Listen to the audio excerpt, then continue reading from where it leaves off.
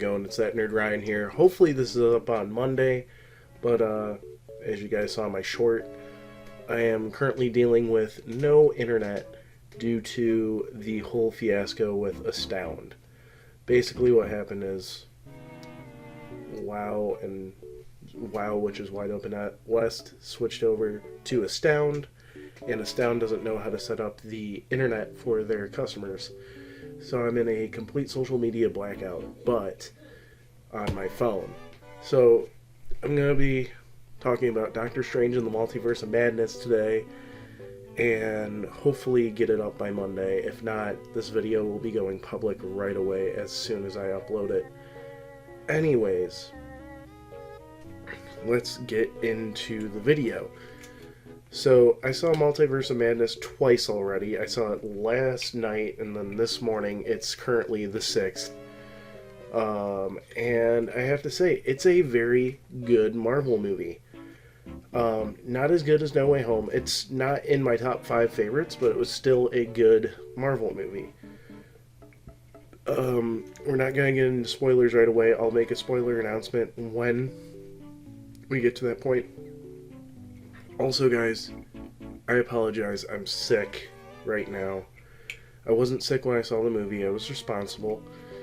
But, like, right after the movie, I started not feeling good. So I'm going to be a little congested, and I might cough, so I apologize.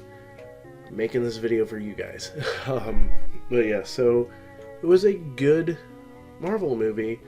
Good plot twist. Did not expect the villain to be the villain, even though it was kind of obvious, but still.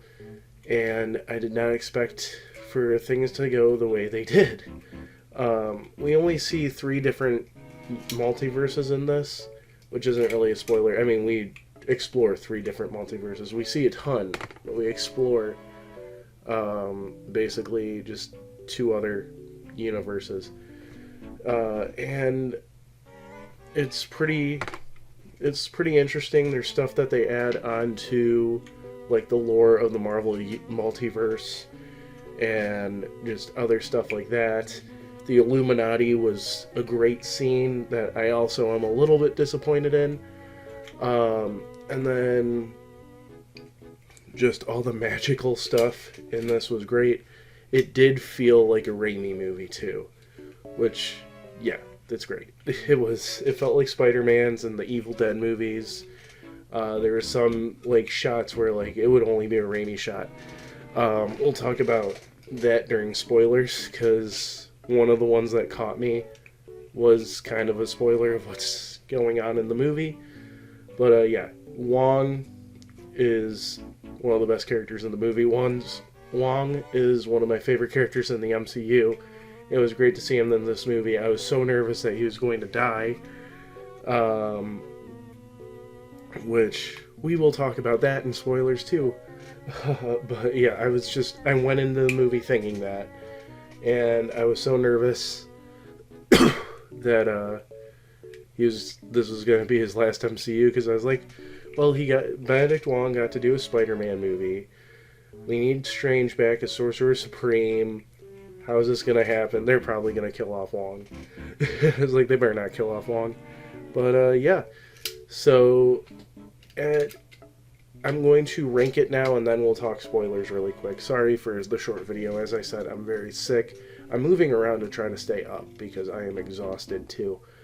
But, I do give this movie a 8 out of 10. Better than Doctor Strange. And, not as good as No Way Home or Endgame or Infinity War or Homecoming. It's still good. It's just it doesn't hit that mark that I thought it would. So now we're talking spoilers. So I will say the most important thing that you probably want to watch before this is WandaVision, because it sets up so much stuff from WandaVision. It also sets up stuff from What If, and just everything like that.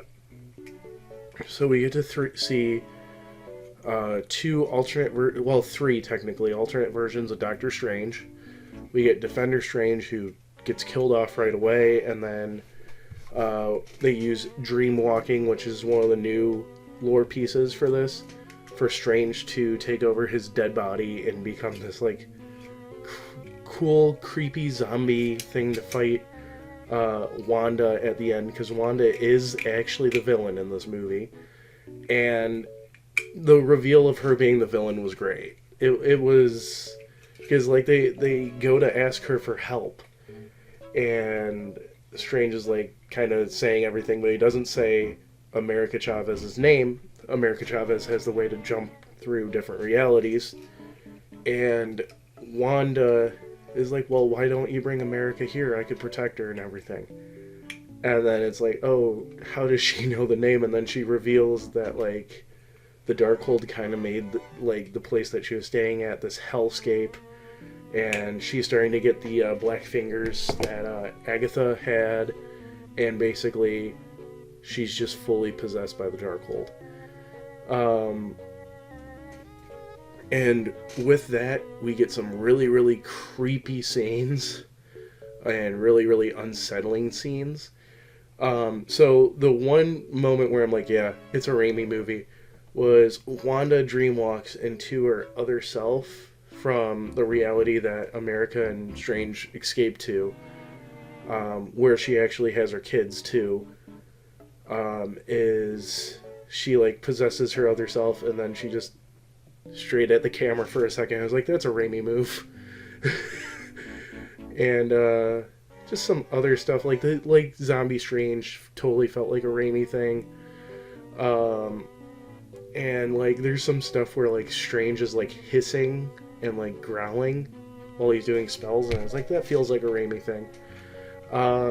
We get to see some really cool spells in general.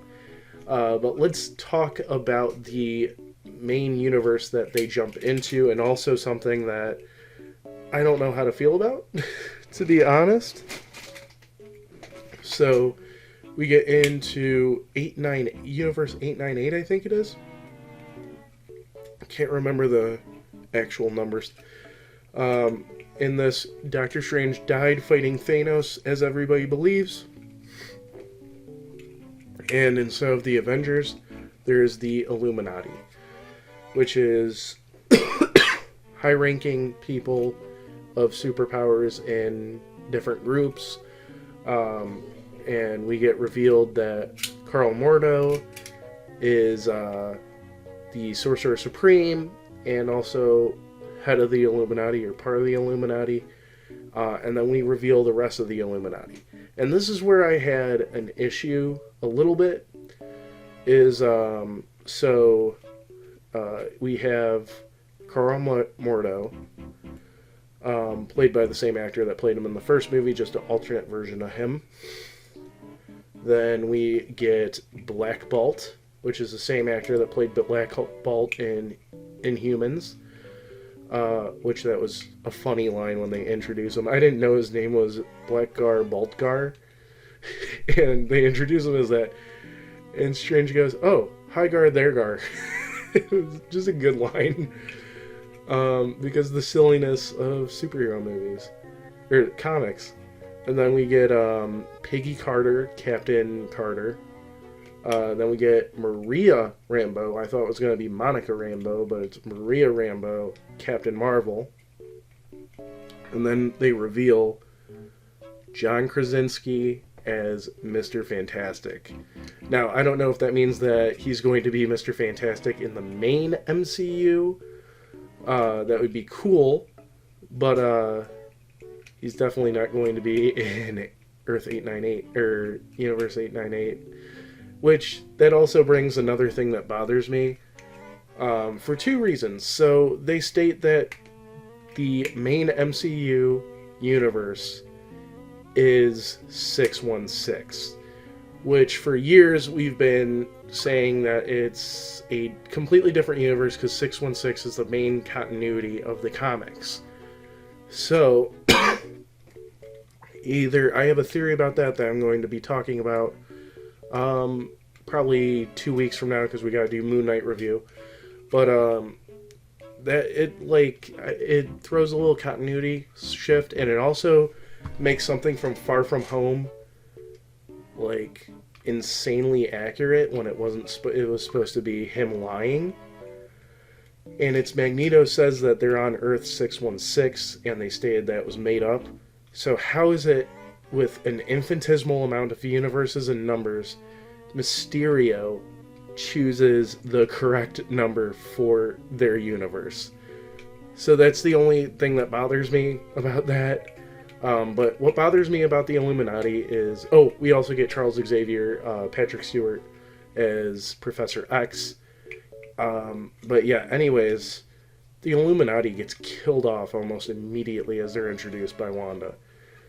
And, like, it was cool seeing all these people, and I know they're from a different universe, but why'd you introduce them and kill them off? I mean, Black Bolt, Wanda blows makes him have no mouth, so he blows up his own brain. Mr. Fantastic, she peels apart and blows up his brain. Captain Carter, she cuts in half. Maria Rambeau, she crushes with a statue. And then Professor X, she breaks his neck and his mind. So yeah, she kills the entire Illuminati almost like that, besides Mordo. Then we get to the MacGuffin of the movie, which is it's the opposite of the Darkhold. I can't think of the name right now. Again, I apologize, I'm sick. But yeah, they get to that. Wanda destroys it, sends Strange and a variant of Regina George, which I didn't notice that in the first movie. Is that's the same actress that plays Regina George in Mean Girls, but I can't think of her. Christine Palmer sends them to a universe that is basically decaying, and then brings America over to the 616 universe and starts trying to drain her energy or her power so she can go and live with her kids. Which I do want to mention really quick. Wanda is one of the most sympathetic villains. I think she's up there or past Killmonger in the entire MCU, which is amazing. I didn't think somebody could pass Killmonger or Thanos, but Wanda definitely did. Anyways, this is where Strange meets another variant, which is... It's not Strange Supreme, but it's Dark Strange. And he beats him in a music fight, which is very cool. They use spells that are based on music in this fight.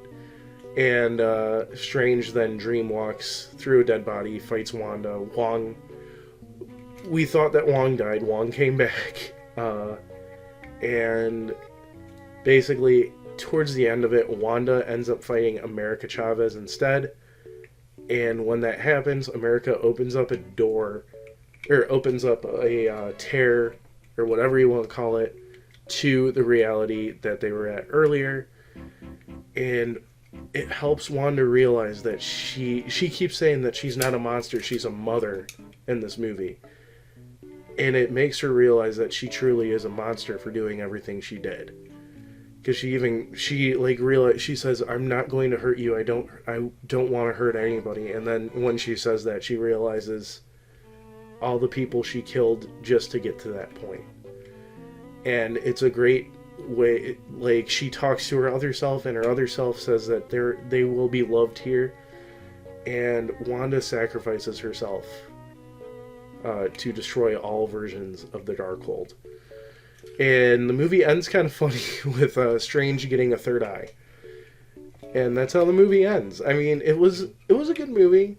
Like I said, it felt like a Spider-Verse movie, or a Raimi-verse movie, but it also felt like its own thing. I was kind of hoping that, like, somehow it turned out that the universe that they went to was the Raimi-verse. That would be really, really cool. But, yeah, so I really enjoyed the movie. But again, I didn't enjoy it as... I mean, we have so many MCU films now. And there was a point today when I was watching it where I went... Every Marvel movie at some point feels the same. And I never thought I'd say that. But, like, the opening of this movie felt like every Marvel movie. And that kind of stunk. But then the rest of the movie was like its own thing. It was great. But yeah, so I hope you guys enjoyed the video. Hopefully this is up by Monday the 9th. If not, I apologize. It's not on me. It's on Astound. Make sure you guys leave a like, comment, subscribe, ring that bell, and follow me on all my social media down below. It's that Nerd Ryan telling you, have an amazing day.